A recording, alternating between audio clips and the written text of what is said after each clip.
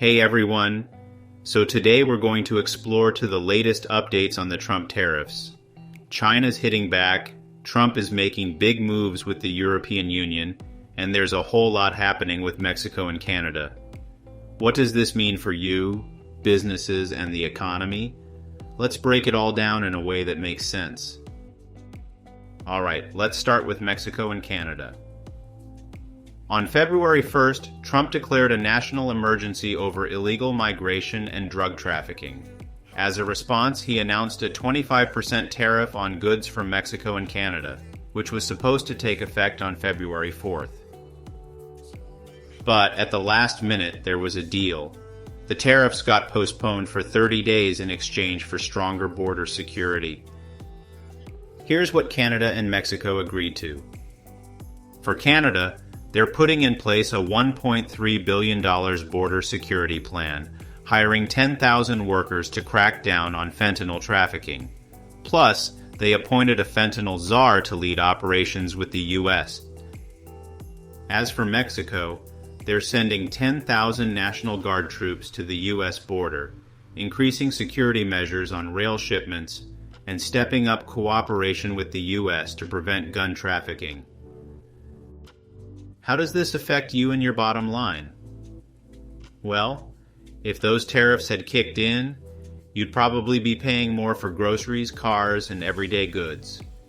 That means less disposable income for families, higher costs for businesses that depend on cross-border trade, and potential job losses as companies cut expenses to stay competitive. While Canada and Mexico would have taken a bigger hit, the U.S. economy wouldn't have been immune. Higher inflation and market downturns would have followed. Now, just because the tariffs are postponed doesn't mean they're off the table. If border security doesn't improve, Trump could pull the trigger on those tariffs at any time. Now let's talk about China. Unlike the Mexico-Canada situation, Trump actually followed through here. On February 1st, a 10% tariff was slapped on Chinese imports. No delays, no second chances. China didn't waste time retaliating with these. 10% tariffs on U.S. oil and machinery, 15% tariffs on U.S. coal and gas, export restrictions on critical minerals, and limited Google services in China, which hurts U.S. tech companies. A scheduled call between Trump and Xi Jinping on February 4th? Yeah, that never happened. China went straight to countering the U.S. moves instead. Now, what does this mean for you and your family? Expect higher prices on electronics, household goods, and even gas. The stock market could also take a hit, as uncertainty over trade policies tends to create volatility. Retirees with 401k or pensions might see their savings fluctuate, while working Americans may face wage stagnation or layoffs if businesses struggle with higher costs and reduced international sales.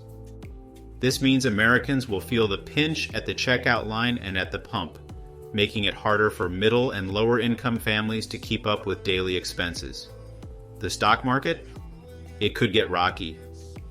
And if you own a business that relies on Chinese imports, you might need to adjust costs or lay off workers. Now, the European Union is next on Trump's radar. He's been threatening tariffs, arguing that the EU has been taking advantage of the US for too long. Here's what's going on. The US has a $61 billion trade deficit with the EU. And the biggest EU exporters to the US are Germany, Italy, Ireland, and France. Trump says the EU blocks US car and farm product imports while flooding our markets with their goods. When asked if he was serious about slapping tariffs on Europe, Trump's response? Absolutely. How does this impact you? If Trump imposes tariffs on EU goods, you're looking at higher prices on cars, luxury goods, and even foods like wine and cheese. For American consumers, this could mean spending hundreds or even thousands more on big-ticket items. Small businesses that rely on European imports may struggle with rising costs, potentially leading to layoffs or closures. On the flip side, U.S. manufacturers could gain an edge if foreign competition decreases.